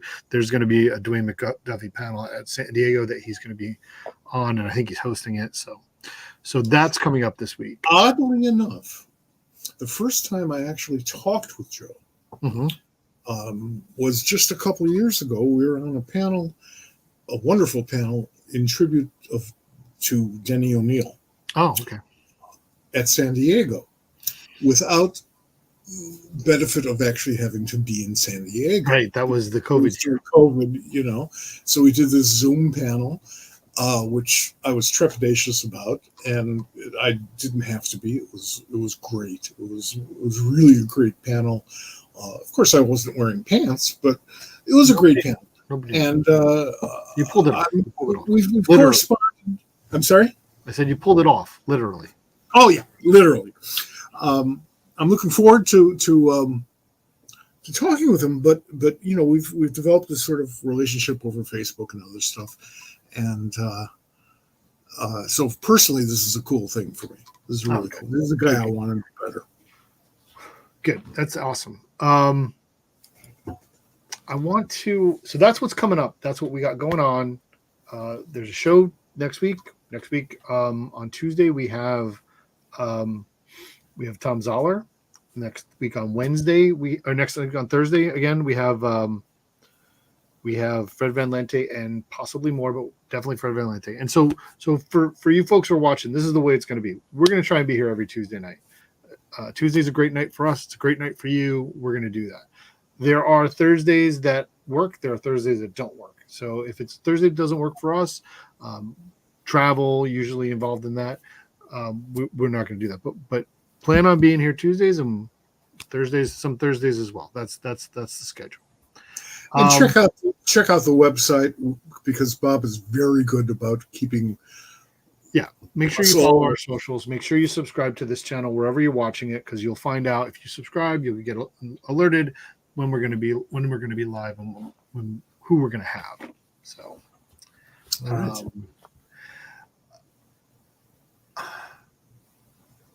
I want to for our last segment here. I want to dig into Mike Goldbrain. How? I was when I was at the last show I was at, I picked up a couple of issues of Star Reach, and I thought it was so interesting because those are in the 70s. Star Reach was a fanzine. It was Mike Friedrichs was the editor, right? I don't regard it as a fanzine. You don't? No. Well, why not? How do you define a fanzine? I've regarded Mike as one of the creators of independent comics. So, that's fair. I won't call it a fanzine. I will change that back, because my question really was about Undergrounds and the code, right? And the issues that I picked up, the cover for one of them is a Neil cover. It's Neil and Dick cover with the naked blue woman. You're familiar with it, I'm sure. It's freaking gorgeous. But like, these are people who were doing code work, who were doing work for comics under the code, but also were making these independent comics or undergrounds or whatever you want to call them. But like, how? Like, thank goodness we don't have that anymore. Thank goodness there's enough that we're able to make comics that shouldn't be seen by children, and we can identify where they belong. And I don't think that we're having that problem. But we can reach out to just about any demographic right, and we can reach out appropriately. I think that's what's being done. I don't, despite Tipper Gore's best intentions, I think we're we're definitely able to target things to the right people, the right things for the right people. I was about to quote Frank Zappa at the top of the show. Well, there you go. See, two of the most diametrically opposed people you could ever imagine. And they loved each other. Did they? Oh, yeah. I did not know that. Frank's wife was the second biggest, one year I think she was the biggest contributor to the Democratic Party. Okay. So why did things like Star Reach and women's comics and Crumb and all of the other things, why did they grow into what eventually became things like First and Eclipse, and then Infect or Reform, Marvel and DC, to the point that we didn't have to have codes? Well, the code, to those of us older comics fans who were tiny little children when the code came about, and then had to live under the code for decades. Sure. Feel about the code the way I also happen to feel about Donald Trump. So getting over the code, getting rid of the code, which was we won't get into that. Someday you'll want to do a show about it, and I'll be singing the whole I think we should do that. But that aside, I think it really started with a bunch of people in the business who were just, they'd love to just do something different and maybe a little bit over the line. Mm-hmm. Wally Wood started that in the mid-60s. I've heard the Wally stories. With Wit's End. And you look at that first issue of Wit's End, which may very well be the most formative comic book I ever read in my life. There's like Steve Ditko doing a story where he lets the bad guy die at the end. his hero lets the bad guy die at the end. I had never read a story like that before in my young life. I read back and read it again. There are all these people. I mean, yeah, you're kind of used to Woody doing, his cute little tits and ass stuff, and nobody did it cuter than Woody. Sure. But it was the artists and writers, it was Archie Goodwin and Craig Morrow, doing. You could tell what they just wanted to do, and they were probing to see how far they could do that. And what Mike Friedrich did with Star Reach was sort of wits end the next generation. It's not necessarily the next generation of creators, because the age differences may have been slight, but the next generation in comics evolution. Mm-hmm. And it very much was the linchpin for the independent comics movement. Mike shifted over by that point after paying off all of the debts of Star Reach, which is why I consider it a professional publication. Okay. Other reasons too. That opened up doors. Nobody pushed us through those doors, and some people would have been very happy if we didn't go through those doors at the time. There would be no comics business without those guys. Today, we'd all be just grinding out, at best, the same old Superman and Spider-Man shit. The same stuff, not the stuff that we're doing today. The complicated relationship and the marvelous relationship between Lois and Clark in the comics today, it couldn't have happened without that evolution. So I remember the very first issue of a comic that I read that didn't have the code on it. It was New Teen Titans Volume 2, Number 1. It was a Baxter book, so you didn't put code on the Baxter books.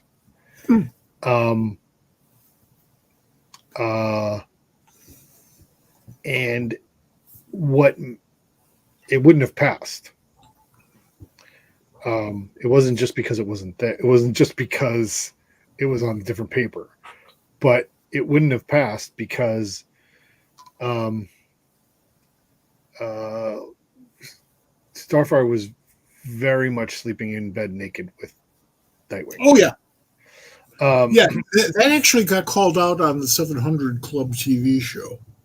I remember that I remember the day I read that book and how cool it was and how amazed I was with it. I remember my mom had to go to like the dentist or someplace, and I was in the car and I was reading it in the car, and I read it and I'm like, oh, this is so cool. And mind you, I was 12.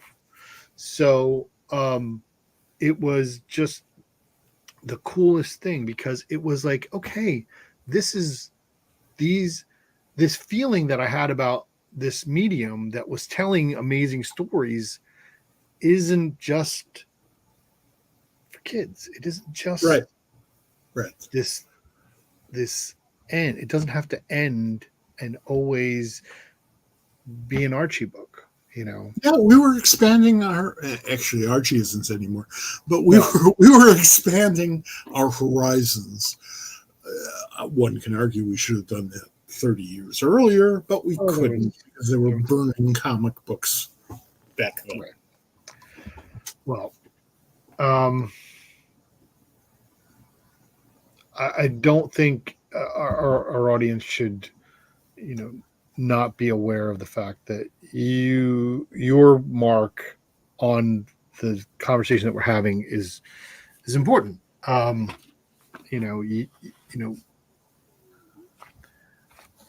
If Mike Friedrich was the person who helped to start the independent comics movement, you definitely kicked it through a door or two.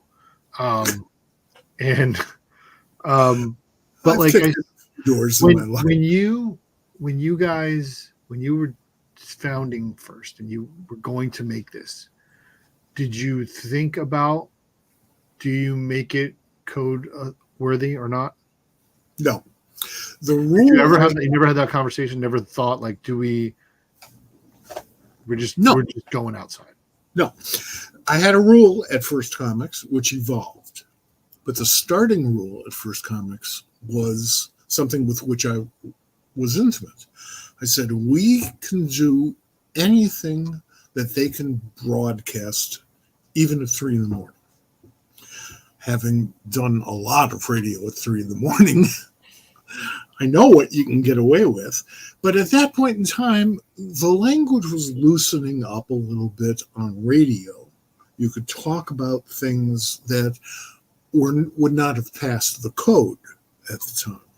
We did that at First Comics. We did it in small steps, I think, and it's mostly people being unleashed, creators being unleashed and saying, Sure, feeling that they can do it. I didn't have to give anybody permission. They felt it. They understood it. And what's funny about that to me is that people's recollections of American Flag are much more salacious than the book was itself. Oh, I know that. Absolutely. We actually did some of the stuff they accused us of doing in Flag in our Black Hawk miniseries with Jake. I would agree with that. A little bit. Flag was great, and that's because we're childish. It is more notorious than it deserves to be. Yeah, and that's good. When people come up to you and say, "Wow, that scene where those two are having sex," I'm going like, "What scene?" Say, well, he's in bed with the Nazi, and it says, "You saw him the morning after. You didn't see him in bed having sex. Right. You saw him the morning after regretting having sex." That's when I knew we were doing magic. If people walked away thinking they saw something they didn't see and were willing to fight for it, I knew we were on target. I knew we were doing something. That was a great feeling. It was a great moment. It was like, almost, when the guy said this is at a convention, when the guy said it, I almost wanted to get a copy of the book and look it up. So, do I have that wrong? No. Right. Sure. Well, so to close out on that last segment, I want to say that I did pick up 2 copies, two issues of Star Reach, and they're fantastic. Yes. There's a Steve Lealoha piece in one of them. Mm-hmm. There's John Workman. One of the more underrated guys in the history. I saw Steve at Heroes. I wanted to tell you that.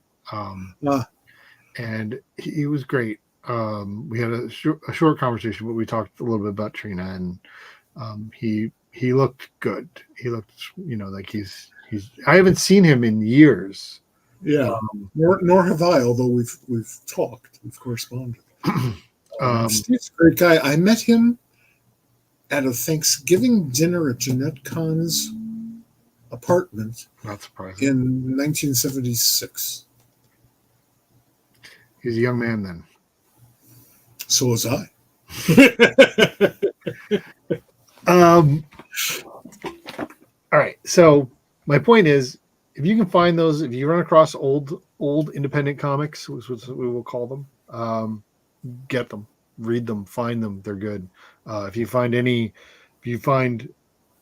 and all First Comics, you should get them, read them, because there's things in there that change the way we think about comics today, which is what we spend our 2 hours every couple of times a week talking about. So again, we were part of a movement. We may have been the best-selling part of that movement, and therefore the most visible part of that movement, maybe. But there were a number of other publishers out there who were doing great work. Or also in this book here, I just want to say, check this book out. There's a young writer in here.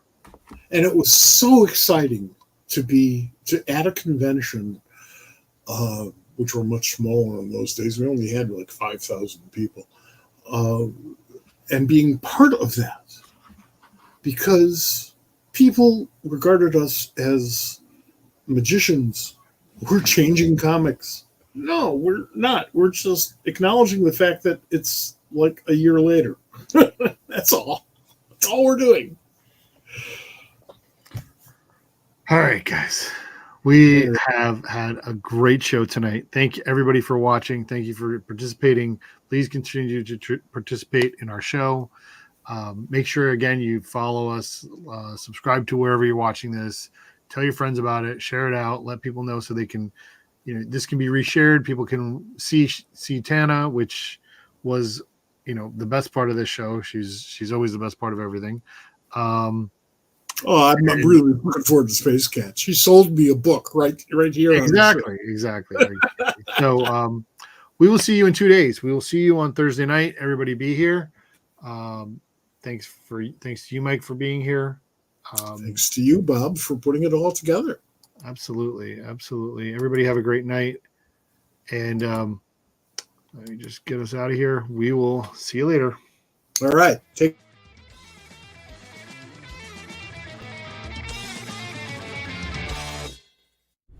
This has been a production of the Pop Culture Squad Network.